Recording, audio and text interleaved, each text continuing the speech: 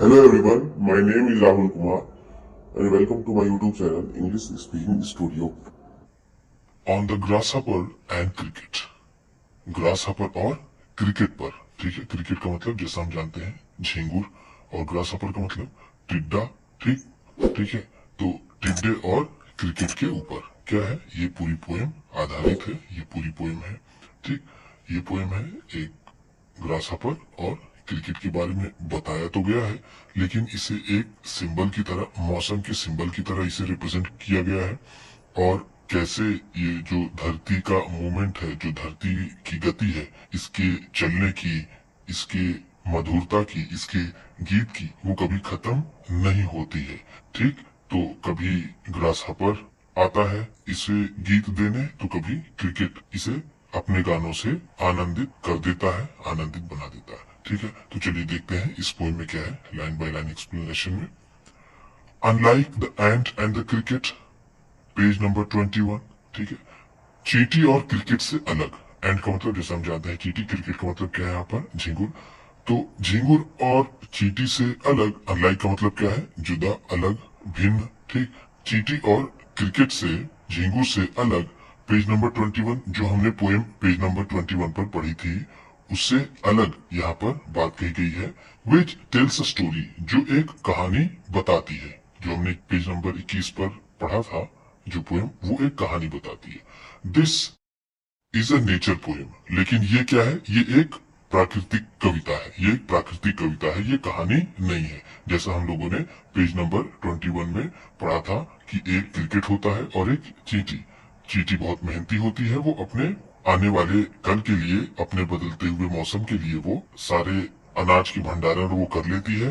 लेकिन वहीं पर जो क्रिकेट होता है वो अपने गाने में, अपने आनंद में खोया रहता है। अब जब मौसम आता है सर्दियों का, तो उसे भूख लगती है और उसके पास खाने को कुछ नहीं होता है।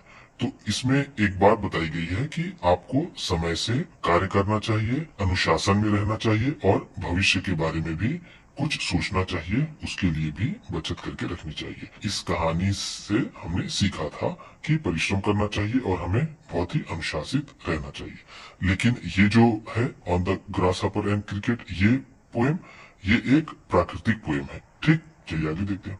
इन इट, इसमें, the grasshopper and cricket do not appear as characters in a story, ठीक है। तो इसमें क्या है, द ग्रासहॉपर एंड क्रिकेट, ये जो ग्रासहॉपर है और क्रिकेट है, do not appear as characters, ये चरित्र की तरह इसमें नहीं आए हुए हैं, ये चरित्र को प्रकट नहीं करते हैं, किसी भी, ये किसी भी चरित्र को प्रकट नहीं करते हैं, ठीक। इस कहानी में रेदर, बल्कि, दे एक्ट एज सिंबल्स, बल्कि वो एक प्रतीक की तरह काम करते हैं, ठीक है। सिंबल का मतलब क्या है, प्रतीक, चिन्ह, ठीक। वो एक सिंबल की तरह काम करते हैं। ईच सजेस्टिंग समथिंग एल्स, प्रत्येक कुछ अलग अलग सजेस्ट करता है, ठीक।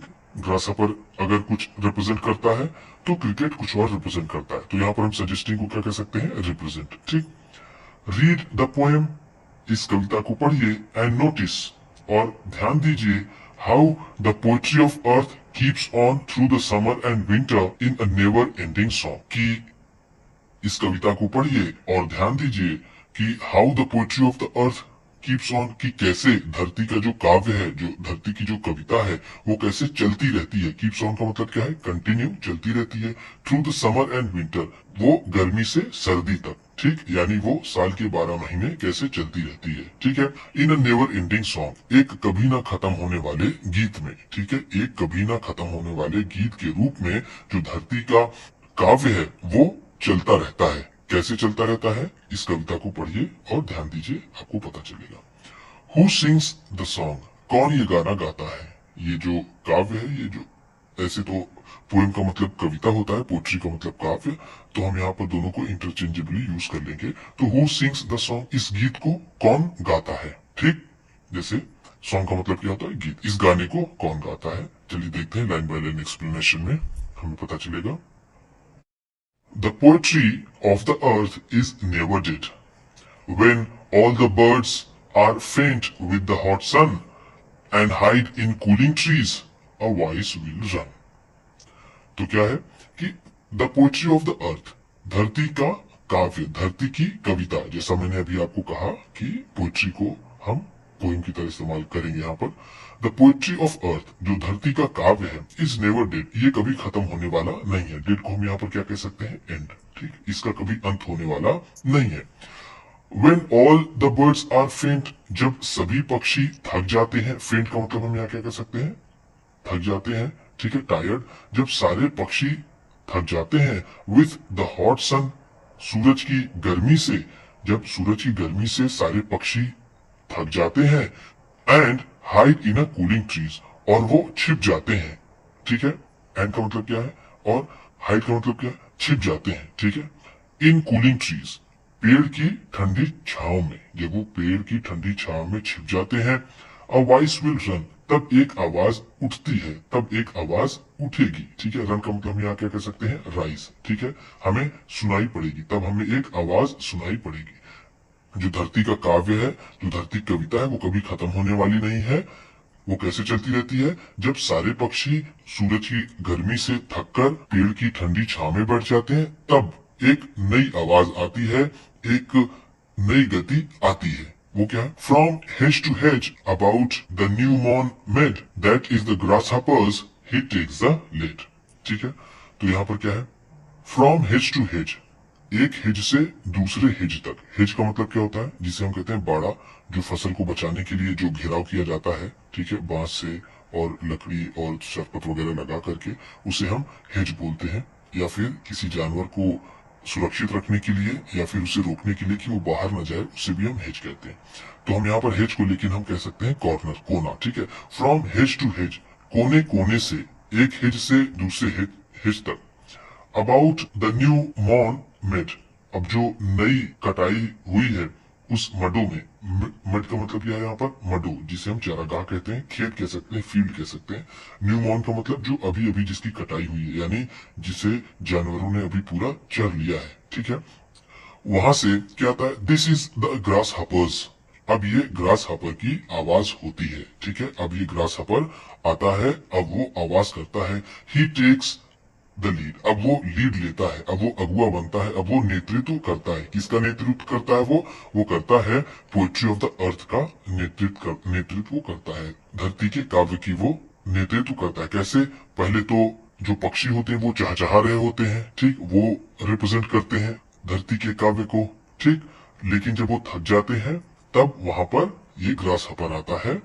ठीक, और वो अपनी आवाज से धरती के जो गीत है उसे वो आगे बढ़ाता है। इन समर लग्जरी, समर के आनंद में, he has never done with his delight, वो कभी भी आनंद लेते हुए नहीं थकता है। ही हैज नेवर डन का मतलब, डन का मतलब यहाँ पर क्या है? टायर्ड हम कह सकते हैं, थका हुआ, या फिर उसका काम खत्म नहीं होता है, यानी वो उसका आनंद लेने का जो काम है वो कभी खत्म नहीं होता है। डिलाइट का मतलब क्या है? आनंद। ठीक, वो खत्म नहीं होता है। For when tired out with fun, जब वो थक जाता है आनंद लेते लेते, जब वो थक जाता है बहुत ज्यादा आनंदित हो करके। He rest at ease beneath some pleasant feet, he rest, अब वो आराम करता है, एट ईज बड़े आराम से, बीनीथ सम प्लीजेंट फीट, किसी बड़े ही मधुर घास के नीचे वो आनंद करता है। ठीक, ही रेस्ट, वो आनंद करता है, एट ईज बड़े ही आराम से, बेनीथ का मतलब होता है अंडर, नीचे। सम प्लीजेंट वीड, सम प्लीजेंट का मतलब क्या है? किसी अच्छे से, किसी अच्छे से वीड के नीचे। वीड का मतलब हम कह सकते हैं जो सूखी घास होती है, खरपतवार होता है, उसे हम वीड कहते हैं। तो वो किसी, मान लीजिए शरपत के किनारे या फिर किसी जो घास है जमीन में हुई उसके नीचे वो बैठ करके फिर वो आराम करता है। तो इस तरह से हमने देखा कि जब गर्मियों में चिड़िया और पक्षी चहचहाते हैं, वो पोएट्री ऑफ द अर्थ को कंटिन्यू रखते हैं। उसके बाद जब वो थक करके पेड़ की ठंडी छांव में बैठ जाते हैं, तब एक आवाज आती है, वो आवाज होती है ग्रास हॉपर की, वो लीड लेता है, वो पोएट्री ऑफ द अर्थ को वो आगे बढ़ाता है। ठीक, चलिए आगे देखते हैं। The poetry of the earth is ceasing never, जो पोएट्री ऑफ द अर्थ है, जो धरती का काव्य है, धरती का जो गीत है, इज सीजिंग नेवर, वो कभी भी रुकने वाला नहीं है। सीजिंग का मतलब हम कह सकते हैं स्टॉप। ठीक है, वो कभी स्टॉप होने वाला नहीं है, रुकने वाला नहीं है। On a loan winter evening, उस अकेली ठंडी रात में। ठीक है, लोन का मतलब क्या है? अकेला, विंटर इवनिंग सर्दी की शाम। When the frost has wrought a silence, जब फ्रॉस्ट ने ठंड ने, तुषार ने, फ्रॉस्ट को हम क्या कह सकते हैं यहाँ पर, ठंड बहुत जब ज्यादा पड़े उसे कह सकते हैं, या फिर हम कह सकते हैं कि Tushar. When the frost has wrought a silence, जब ठंड ने चारों तरफ बिल्कुल अपना सन्नाटा फैला दिया है। रॉट का मतलब यहाँ कह सकते हैं हम, रॉट का मतलब कह सकते हैं स्प्लिट, ठीक है, कि जब ठंड ने अपना सन्नाटा चारों तरफ फैला दिया है। फ्रॉम द स्टोन, पत्थर से, देयर श्रिल्स क्रिकेट सॉन्ग, फिर वहां क्रिकेट की आवाज आती है, फिर वहां से क्रिकेट की आवाज सुनाई देती है, यानी फिर झींगुर की आवाज सुनाई देती है। ठीक, हमने देखा कि जब सन्नाटा पसरा हुआ होता है ठंड में, बिल्कुल कोई बाहर नहीं निकल रहा होता है, सारे पक्षी, सारे जानवर दुबके हुए रहते हैं ठंड की वजह से, तो वहां से हमें ये श्रिल वाली आवाज उस क्रिकेट की, उस झींगुर की सुनाई देती है। इन वार्मथ इंक्रीजिंग एवर, जिससे थोड़ी गर्मी माहौल में बढ़ जाती है, जिससे थोड़ा सा उत्साह आ जाता है। ठीक, एंड और seems to one in drowsiness half lost, और उस आदमी को जो अभी आधी नींद में खोया हुआ है, ड्राउसीनेस का मतलब क्या है, नींद, हाफ लॉस्ट आधा खोया हुआ है, जब वो आधी नींद में पड़ा हुआ है। The grasshoppers among some grassy hills, तब ऐसी स्थिति में वो जो ग्रास हपर है वो अभी आधी नींद में खोया हुआ ग्रासी हिल्स, घास से भरी पहाड़ियों में वो कहीं पड़ा हुआ रहता है। जब यहाँ से ये चुप हो जाएगा, यानी जब क्रिकेट चुप हो जाएगा, तो पक्षी बोलना शुरू करेंगे, जब पक्षी बोलना बंद करेंगे तो ग्रास हपर आएगा। तो इस तरह से जो पोट्री ऑफ द अर्थ है, जो धरती का काव्य है, जो धरती का गीत है, जो धरती का गाना है, वो चलता रहता है। ठीक, ये जॉन कीट्स की बहुत ही अच्छी कविता थी, बहुत अच्छी पोएम थी। इस तरह से आपकी ये पोएम भी खत्म हो गई, और डक्स एंड द कैंगरू की जो पोएम थी वो शायद अब इस बार 2022 वाले सिलेबस में नहीं है, 2021-22 के। ठीक है, तो आप देखिएगा बुक, उसमें है नहीं। इसी पोएम के साथ ये आपकी स्टोरी और पोएम दोनों खत्म होगी क्लास 8 की।